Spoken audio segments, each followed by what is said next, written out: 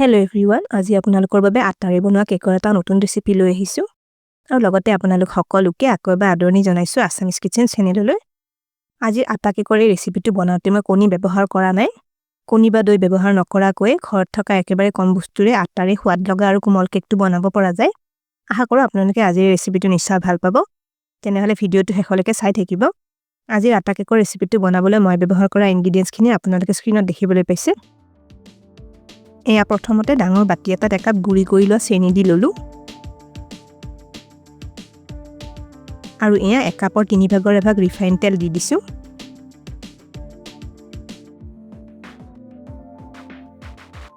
এতিয়া চেনি আৰু তেলখিনি মিলাই এইখিনি অলপ সময় ফেটি লওঁ। ইয়াতে আপোনালোকে গুড়ি কৰা চেনিৰ হলনি গোটা চেনিটো ব্যৱহাৰ কৰিবও পাৰে, কিন্তু গোটা চেনি ব্যৱহাৰ কৰিলে চেনিখিনি মিহলি হওঁতে অলপ বেছি সময় লাগে, সেইবাবে মই গুড়ি কৰা চেনিয়ে ব্যৱহাৰ কৰিছো। এয়া চাওক চেনি আৰু তেলখিনি মই 2 মিনিটমান ভালকৈ ফেটি ললো। এইখিনি কিন্তু এইদৰে ক্ৰীমৰ দৰে মিহি হৈ অহালে ফেটি ল'ব লাগিব। এতিয়া চেনিৰ মিশ্ৰণটো থৈ দিম। এইফালে এয়া বাটি এটা 1.5 কাপ আটা লৈ লৈছো। মই এনেকুৱা কাপ এটাৰে আটাখিনি জুখি লৈ দিছো। ইয়াতে মই বগা আটাটো ব্যৱহাৰ কৰিছো আৰু এই আটাখিনি আগতে এবাৰ ভালদৰে চালনিৰে চালি লৈছিলো।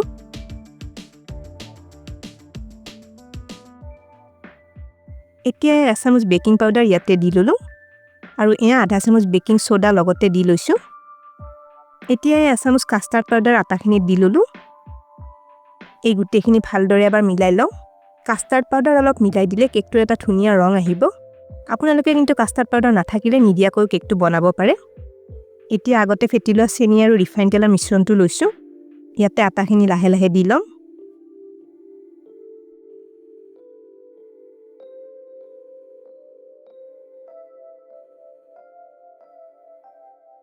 এতিয়া এইখিনি এইদৰে লাহে লাহে ভালকৈ মিলাই ল'ব লাগিব।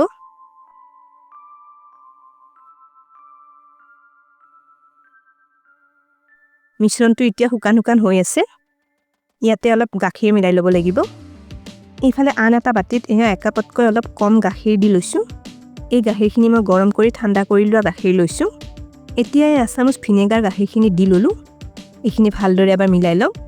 ইয়াতে আপোনালোকে ভিনেগাৰৰ হলনি আছামিজ নেমু টেঙাৰ ৰস ব্যৱহাৰ কৰিবও পাৰে। এতিয়া গাখীৰখিনি কেকৰ মিশ্ৰণটোত ব্যৱহাৰ কৰিম। এয়া গাখীৰখিনি কেকৰ মিশ্ৰণটোত অলপ অলপকৈ দি মিলাই লওঁ। আজিৰ কেকটো মই কণী বা দৈ ব্যৱহাৰ কৰা নাই, সেইবাবে গাখীৰখিনিত আছামিজ ভিনেগাৰ ব্যৱহাৰ কৰিছো। এইদৰে অলপ ভিনেগাৰ বা নেমু টেঙাৰ ৰস দি ল'লে কেকটো ধুনীয়া কোমল কোমল হ'ব। এইখিনিতে এটা ৰিকুৱেষ্ট কৰিলো, ভিডিঅ'টো চাই ভাল পালে লাইক আৰু শ্বেয়াৰ কৰি দিব। আপোনালোকৰ যিসকলে আমাৰ চেনেলটো এতিয়ালৈকে সাবস্ক্ৰাইব কৰা নাই তেওঁলোকক আমাৰ চেনেলটো সাবস্ক্ৰাইব কৰিবলৈ ৰিকুৱেষ্ট কৰিলো আৰু কাষতে থকা বেল আইকনটো টিপি নটিফিকেশ্যন অন কৰি দিব।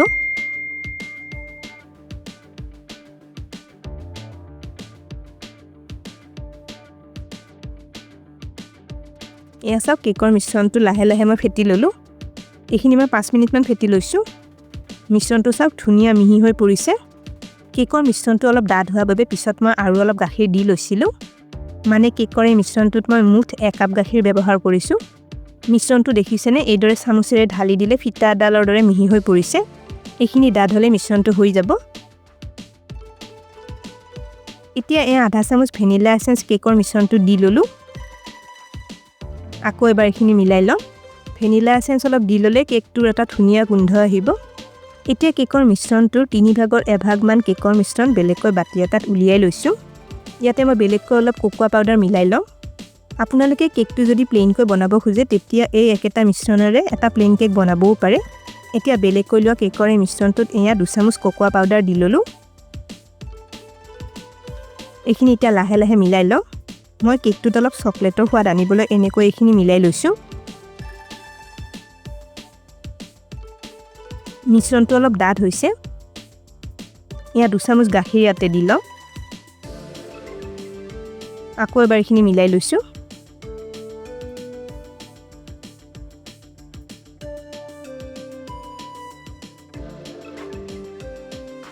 এইখিনি আমাৰ হৈ গৈছে। আজিৰ কেকটো বনাবলৈ এইটো মই এটা ষ্টিলৰ বাটি লৈছো। এতিয়া এখন বাটাৰ পেপাৰ বাটিটো দি লওঁ।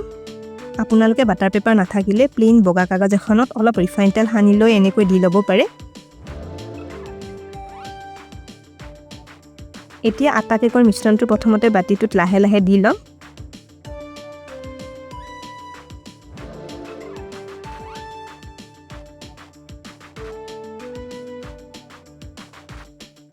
এইখিনি দি লোৱাৰ পিছত বাতিটো এইদৰে অলপ থপথপাই দি লৈছোঁ এতিয়া চকলেটৰ কেকৰ মিশ্ৰণখিনিৰ ওপৰত এইদৰে দি লম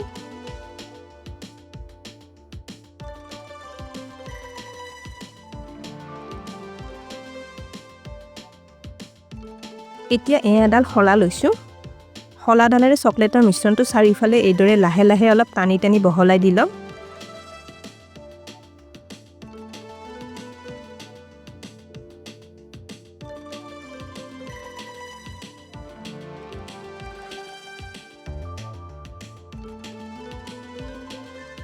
এয়া চাওক এনেকৈ মই এটা সহজকৈ ডিজাইন বনাই লৈছোঁ এতিয়া কেকটো বেক হ'বলৈ দিম এইফালে কেৰাহী এটা গেছত বহুৱাই দিছোঁ এয়া মাজত এডাল ষ্টিলৰ ষ্টেণ্ড দি ল'লোঁ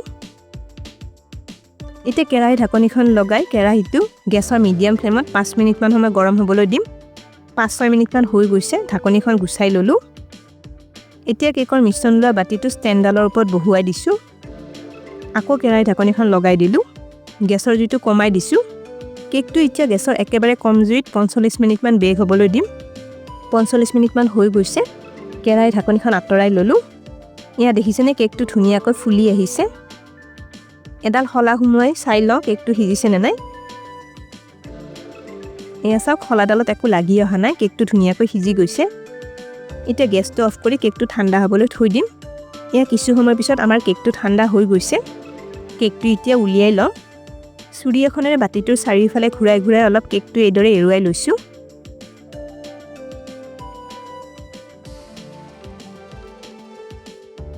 এতিয়া এয়া প্লেট এখন বাতিটোৰ ওপৰত এইদৰে দি কেকটো উলুটাই দি উলিয়াই লওঁ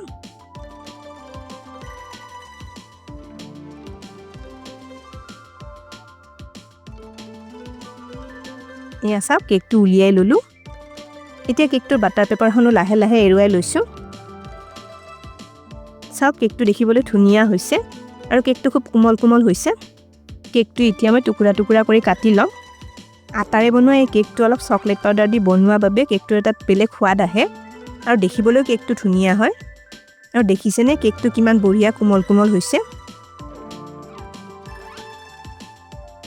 এয়া মই গোটেইখিনি কেক টুকুৰা টুকুৰা কৰি কাটি উলিয়াই ল'লোঁ দেখিবলৈ কেকখিনি একেবাৰে বেকাৰীৰ দৰে হৈছে নহয়নে একেবাৰে কম বস্তুৰে কণী বা দৈ ব্যৱহাৰ নকৰাকৈ আপোনালোকে এই কেকটো ঘৰতে সহজতে বনাই খাব পাৰে আৰু আজিৰ কেকৰ ৰেচিপিটো কেনে পালে কমেণ্ট কৰি নিশ্চয় জনাব ভিডিঅ'টো শেষলৈকে চবে বেখাই ধন্যবাদ জনালোঁ আৰু ভিডিঅ'টো ভাল পালে লাইক আৰু শ্বেয়াৰ কৰি দিব স্ক্ৰীনত দেখা পোৱা ৰেচিপিকেইটা চাবলৈ মই ৰিকমেণ্ড কৰিলোঁ ভিডিঅ'কেইটা চাবলৈ ৰেচিপিটোৰ ফটোখনৰ ওপৰত ক্লিক কৰিলেই হ'ল তেনেহ'লে আজিলৈ আহিছোঁ আকৌ লগ পাম আৰু এটা নতুন ৰেচিপি ভিডিঅ'ৰ সৈতে